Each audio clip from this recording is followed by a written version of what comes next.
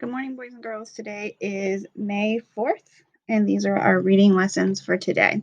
So, our standard and our purpose for learning is to determine or clarify the meaning of unknown words, multiple meaning words, and phrases in our grade 2 content. So, we're going to be focusing in on unknown words and using our context clues to figure out those unknown words.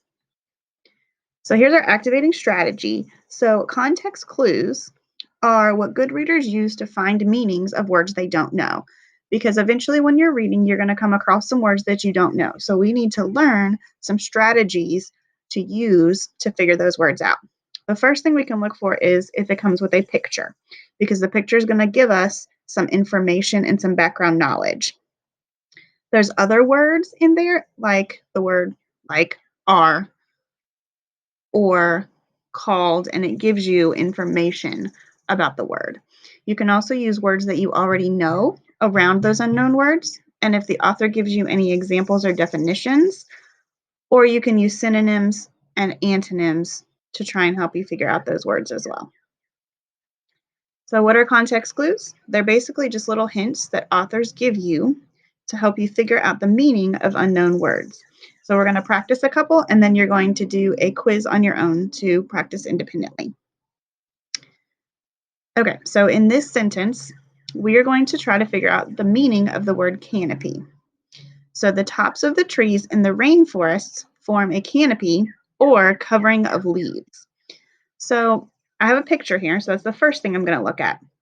And so I can tell because in the story or in the sentence, it talks about trees and the rainforest. So in the picture, that matches.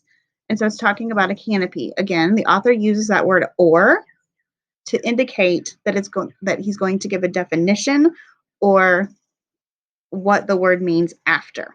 So if I read around the word canopy, it says or covering of leaves. And so I check the picture to make sure that that is correct. So the author tells us that the word canopy in this sentence is a covering of leaves.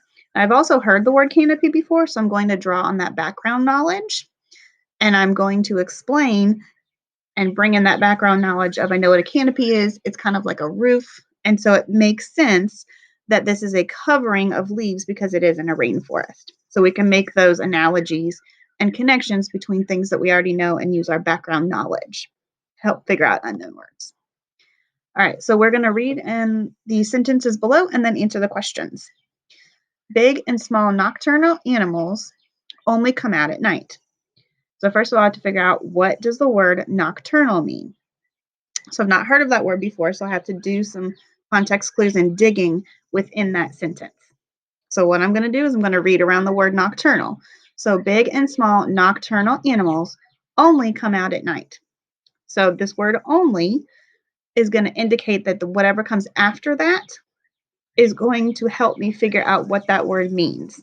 So it says nocturnal animals come out at night. So let's go through the answer choices and cross out the ones that don't make sense. So we know, based on the context clues, that nocturnal could mean animals that come out at night.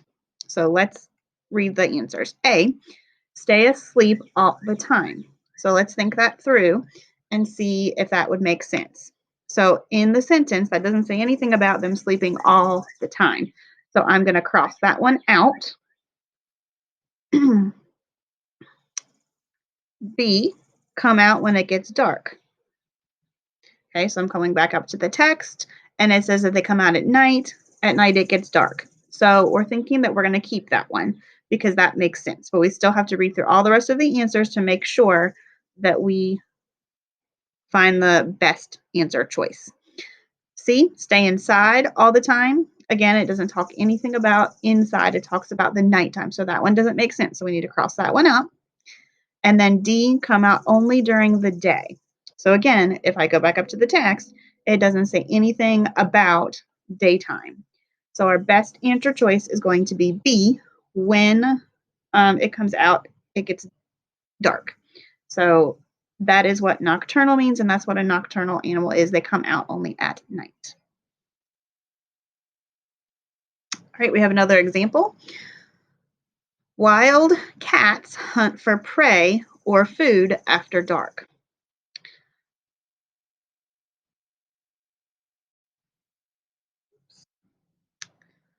So we're looking for the word pray. And again, I see the word or, so that leads me to believe that that word after the word is going to tell me a little bit about what that word means.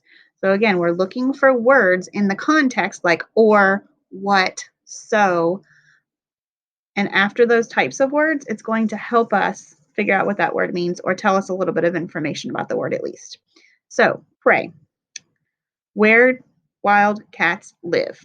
So it doesn't talk anything about where cats live. It talks about their food, it talks about what they hunt, and it talks about after dark. So that doesn't make sense. We're going to cross that out.